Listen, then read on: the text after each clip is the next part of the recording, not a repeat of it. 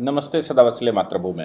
हम लोग डिस्कशन करने जा रहे हैं अंतर्राष्ट्रीय एजेंसियां जो कि क्रेडिट रेटिंग देती हैं किसी भी देश में माहौल या उनकी अपनी रिपोर्ट्स होती हैं कि भाई किसी देश में क्या स्थिति चल रही, वहाँ के रिफॉर्म्स कैसे चल रहे हैं, वहाँ ईज़ ऑफ बिजनेस की क्या हाल है, वहाँ इन्वेस्टमेंट का क्या हाल है, उस कंट्री की ग्रोथ क्या है। क्योंकि कहीं ना कहीं से तो डेटा इन्वेस्टर लेगा ही।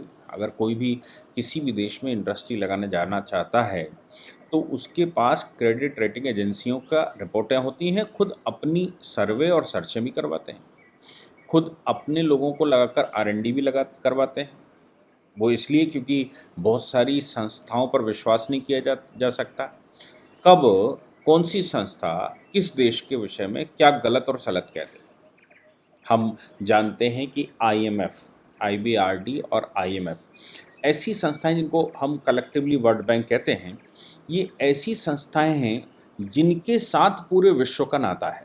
ख़ासतौर से आईएमएफ के बगैर विश्व का काम आज तो नहीं चल सकता। हालांकि वो काम चलने के लिए भारत के रुपए को लेकर संसार के 32 देशों ने ऐसे एग्रीमेंट कर लिए हैं कि रुपया इंटरनेशनल करेंसी है। रुपया इंटरनेशनल करेंसी का मतलब है कि अगर उन देशों से हम इंपोर्ट करेंगे तो हम रुपए में भुगतान कर सकते हैं, वो कंट्री रुपए में भुगतान लेंगे। आवश्यक नहीं है कि यूएस डॉलर में भुगतान लिया जाए, आवश्यक नहीं है कि यूरो में भुगतान लिया जाए, आवश्यक नहीं कि एसडीआर में भुगतान लिया जाए। अगर पूरे विश्व के कंट्री एक दूसरे के साथ इतने कॉम्पिटेबल हो जाएं कि जितना आयात करेंगे किसी कंट्री से उतना ही निर्यात भी उस कंट्री को करेंगे, तो ऐसी परिस्थिति में जितना आयात किया जाए और उतना ही निर्यात किया जाए तो हमें आईएमएफ की ज़रूरत ही नहीं है। मैं आपको आईएमएफ के बारे में पहले बता दूं कि आईएमएफ वो संस्था थी जिसकी वजह से हमको चंद्रशेखर की सरकार के समय पर सोना गिरवी रखना पड़ा था। वो सोना चोरी छुपे भारत से जा रहा था, वो सोने को एक्सपोज किया गया था पत्रकारों के द्वारा।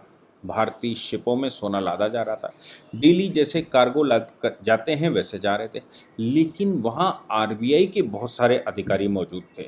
आरबीआई के अधिकारियों की संख्या ज़्यादा होने की वजह से कुछ लोगों का आकर्षण उधर गया कि आखिर ऐसा क्या इन बॉक्स में जा रहा है जिसमें ये अधिकारी इतना बेचैन है। उन कंटेनर्स को लेकर कहीं खबर गई और खबर के बाद पत्रकारों ने वहाँ आना चाहा। पत्रकारों ने जब ज़्यादा पता किया तो पता लगा कि भारत सरकार का सोना विदेश जा रहा है, यानी कि आरबीआई के पास रखा हुआ सोना विदेश जा रहा है। बाद में वो जब पड़ताल और आगे बढ़ी, पत्रकारों ने बड़े गहराई से उस पर गया तो मालूम पड़ा कि स्विस बैंकों में हमारा पैसा, स्वीडन की बैंक में या स्विट्ज़रलैंड की बैंक में हमारा जो सोना था वो गिरवी रखा गया था और इंटरनेशनल करेंसी हमने ली थी। मामला खुल गया तो देश में बवाल भी आ गया। तब सरकार ने तर्क दिया कि हमें एनर्जी की आवश्यकता है, अगर हम ये सोना रखकर वो इंटरनेशनल करेंसी नहीं लेते, यानी कि डॉलर या उस समय यूरो नहीं चलता होगा, डॉलर नहीं लेते तो फिर देश में तेल नहीं आ सकता और देश खड़ा हो जाएगा। बात तो बिल्कुल ठीक है, बात बड़ी गंभीर भी थी, लेकिन ये परिस्थिति आई क्यों, ये एक सवाल है। एक्चुअली क्या होता है कि आईएमएफ जो कि इंटरनेशनल मॉनेटरी फंड है, हमें किसी भी देश से कोई सामान लेना होता है और उस देश की करेंसी हमारे पास नहीं है तो हम अपनी करेंसी आईएमएफ में देते हैं।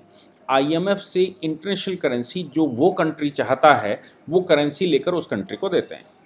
पहले ये यूएस डॉलर ही करता धरता होता था। 70s के दशक में जब यूएस में रिसेशन आया तो उस समय ये तय हुआ कि नहीं, एक अलग से करेंसी बनाएगा आईएमएफ, जिसको एसडीआर कहा था।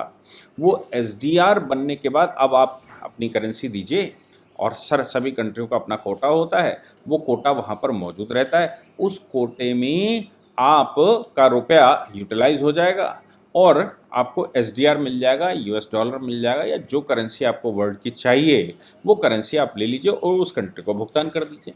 हमारे पास भुगतान करने के लिए नहीं था। लेकिन आईएमएफ का हाल ये है कि वो रिसर्च भी करता है और पब्लिश भी करता है कि कौन से कंट्री क्या स्थिति में आ गए हैं। इसके लिए आईएमएफ में सभी कंट्रियों से जो आईएमएफ के हिस्से हैं, और आज की तारीख में आईएमएफ के हिस्से हैं ही, और बिना आईएमएफ के अब काम किसी का चलना नहीं है, क्योंकि कुछ ना कुछ तो अपने को इंटरनेशनल करेंसी का जहाँ एक्सचेंज किया जाए, जहाँ से लिया जाए, जहाँ पर कोटा रखा जाए, जहाँ पर अपनी वैल्यूएशन बताई जाए, जहाँ वो रेट तय करेंगे, वो कोई ना कोई तो बीच में मीडिएटर चाहिए ही।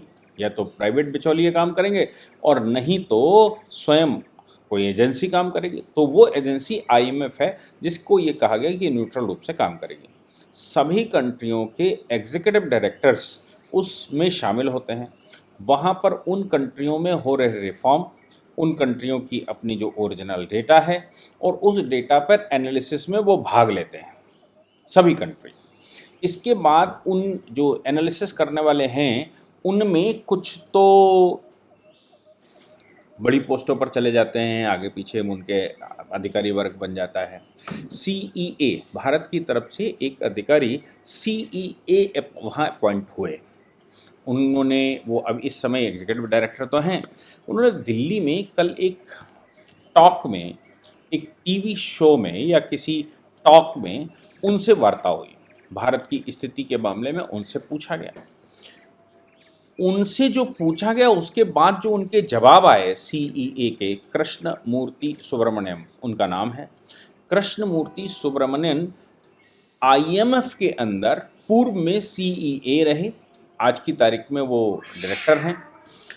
उनसे जब बात हुई तो उन्होंने कहा कि हमने जो भारत के रिफॉर्म पिछले 10 वर्ष में हुए हैं उन रिफॉर्म्स की पूरी डिटेल दी है, और चूंकि वो इकोनॉमिस्ट हैं, आईएमएफ में पूरी चर्चा करते हैं, आईएमएफ के आंकड़ों को तैयार करवाने में भूमिका अदा करते हैं।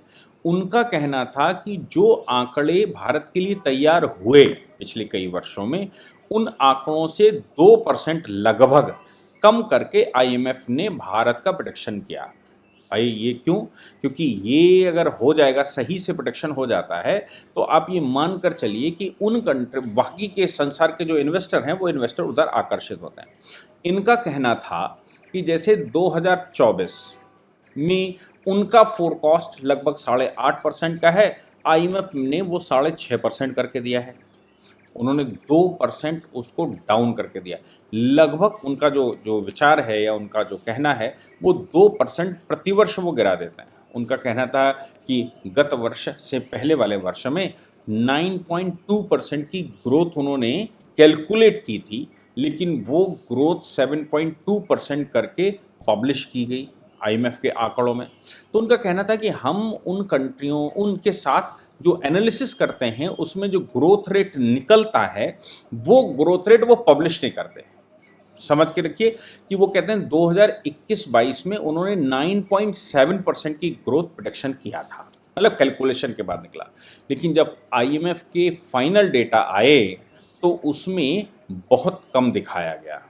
अब इसके पीछे का गणित, मैथमेटिक्स, वो कहते हैं कि भाई ये आईएमएफ के पीछे की गणित हमको समझने की कोशिश करनी चाहिए कि आज की तारीख में वर्ल्ड की ज़्यादातर प्राइवेट क्रेडिट एजेंसियां वो ये कहती हैं कि विश्व इस समय रिसेशन पर आ गया है। खास तौर से यूक्रेन और रशिया के बीच में जो कन्फ्लिक्ट हुआ, उस कन्फ्लिक्ट के बाद, और उधर इजराइल और फ़लस्तीन भी हो गया, इस कन्फ्लिक्ट के बाद विश्व के ज़्यादातर कंट्री इस समय रिसेशन पे हैं, जिसमें यूएस भी नंबर 1 पर है।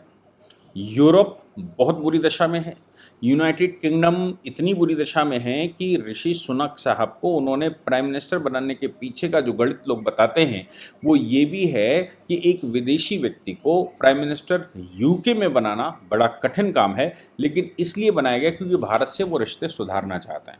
भारत से रिश्ते इसलिए सुधारना चाहते हैं क्योंकि वर्ल्ड की क्रेडिट रेटिंग एजेंसियां ये कहती हैं कि भारत को छोड़कर विश्व में सब जगह रिसेशन आ सकता है। केवल एक कंट्री अगर कोई रिसेशन से बाहर रहेगा, जिसकी 0% संभावना है कि वो रिसेशन में जाएगा, वो भारत है। इसलिए ज़्यादातर कंट्री विश्व के भारत के साथ संबंध बनाना चाहते हैं। वो इसलिए क्योंकि अगर उनके यहाँ रिसेशन आया तो भारत ही उनकी नैया पार लगा सकता है। भारत के पास मार्केट भी है, भारत के पास लीडरशिप है, भारत की इकोनॉमी स्ट्रांग है, भारत रिफॉर्म कर रहा है। तो ये सुब्रमण्यम साहब का कहना ये था कि भाई वो तो ऐसा कर रहे हैं, लेकिन विश्व प्रोडक्शन गलत, आईएमएफ प्रोडक्शन सही नहीं कर रहा है। उनका कहना है कि पिछले 10 वर्ष में भारत ने जो रिफॉर्म किए हैं वो अगर वैसे ही जारी रखे तो 2047 तक भारत की ग्रोथ 8% से नीचे का प्रोडक्शन नहीं किया जा सकता। यानी कि विश्व जो ऑन एवरेज 2.5 से 3% की ग्रोथ कर रहा है उसकी दुगनी स्पीड से भारत ग्रोथ करेगा। यानी कि भारत की जो ग्रोथ है विश्व की कलेक्टिव ग्रोथ से 2 गुनी है, 2.5 गुनी या 3 गुनी भी ऐसा कहते हैं। तो जब भारत 2.5 गुना 3 गुना तेज स्पीड से या 3 गुना तेज स्पीड से चलेगा तो जाहिर सी बात है कि भारत की इकोनॉमी स्ट्रांग है, भारत की स्थिति स्ट्रांग है, भारत की मार्केट स्ट्रांग है। इससे परिणाम ये निकलता है कि जो ये रिसेशन वाले कंट्री हैं वहाँ से व्यापारी अपना पैसा निकालना शुरू करता है और जिन कंट्रियों में स्थिति अच्छी है उनमें इन्वेस्टमेंट करना शुरू करता है। यानी कि भारत विश्व का पहला या सबसे बड़ा इन्वेस्टर्स के लिए आकर्षण करने वाला देश है। रिफॉर्म पिछले 10 वर्ष में जिस तरह से देश में करप्शन के विरुद्ध, जिस तरह से लीडरशिप के करप्शन के विरुद्ध, जिस तरह से नौकरशाही के विरुद्ध, जिस तरह से नेशनल और इंटरनेशनल लेवल पर भारत ने अपनी पहचान बनाई है, भारत ने अपनी स्थिति सुदृढ़ करके बताई है, उसका परिणाम भारत नहीं पूरे विश्व को आकर्षित कर रहा है। तो आईएमएफ ऐसे आंकड़े क्यों गलत देता है, ये भी सवाल है। क्योंकि वर्ल्ड बैंक के ऊपर यूएस लॉबी का कब्जा है। आप ये बात ध्यान रखने की है कि ये जो वर्ल्ड बैंक नाम की संस्था है यूएनओ में, ये वर्ल्ड बैंक की ज़्यादातर सारी संस्थाओं की ब्रांचेस यूएस में हैं और ज़्यादातर यूएस एम्प्लॉयज़ वहाँ काम करते हैं। यूएस के ज़्यादातर अधिकारी वहाँ पर बड़ी पोस्टों पर रहते हैं। ऐसी परिस्थिति में ये माना जाना चाहिए कि इकोनॉमिक मामलों में यूएस का प्रभुत्व है इंटरनेशनल एजेंसीज पर, क्योंकि भाई आफ्टर ऑल 25% यूएनओ का खर्चा अकेला यूएन उठाता है, वो यूएस उठाता है। और यूएस के साथ अगर जापान को मान लेंगे तो 12.5% जापान उठाता है। अब अगर इन दो कंट्रियों को मिलाकर रखोगे तो अप्रॉक्स 40% या 37%, 38% खर्चा यूएनओ की संस्थाओं का ये दो कंट्री मिलाकर उठाते हैं। बाकी कोई 7%, 6%, 5%, और हम तो बड़े भाई गरीब देश हैं, इसलिए हमारी तो स्थिति बहुत अच्छी नहीं है खर्चा उठाने के मामले में। जब 25% यूएस उसका खर्चा उठाएगा तो जाहिर सी बात है कि वो अपने मन की भी करेगा। अब यूएस में रिसेशन दिखाई दे रहा है, उसने उस रिसेशन से बचने के लिए अपने यहाँ जो रेट हैं, जो उनके यहाँ बैंकिंग के रेट हैं, वो रेट बढ़ा दिए हैं। वो 0% पर बैंक पर काम करने वाले 4% और 5% पर इस समय पैसा रख रहे हैं, यानी कि डॉलर्स को जमा डिपॉजिट करवा रहे हैं ताकि उनकी इकोनॉमी ठीक हो सके, उनकी इकोनॉमी बढ़ाई जा सके, रिसेशन का प्रभाव कम किया जा सके। अब ऐसी परिस्थिति में जब यूएनओ जब आईएमएफ यूएस के कब्जे में हो तो जाहिर सी बात है भारत को बहुत स्ट्रांग दिखाने का मतलब, भारत की ओरिजिनल ग्रोथ रेट संसार को बताने का मतलब ये होता है कि उनके यहाँ जो वर्ल्ड भर का इन्वेस्टमेंट जाता है वो इन्वेस्टमेंट भारत की तरफ आकर्षित हो सकता है, भारत की ग्रोथ का वो इंजन बन सकता है, भारत में बहुत बड़े स्तर पर ग्रोथ हो सकती है। यही कारण है कि पीएम मोदी और भारत के विरुद्ध अंतर्राष्ट्रीय एजेंसियां खूब बढ़कर काम करती हैं। बढ़कर काम करने से मतलब तमाम तरह का जो भारत में एनजीओ गैंग काम करते हैं, तमाम तरह के भारत में काम करने वाले जो एफसीआरए के फंड आते हैं, तो ये इसलिए आते हैं क्योंकि भारत को इंटरनल डिस्टर्बेंस किया जाए ताकि उन कंट्रियों को बचाया जा सके जिन कंट्रियों में स्थिति बहुत खराब है।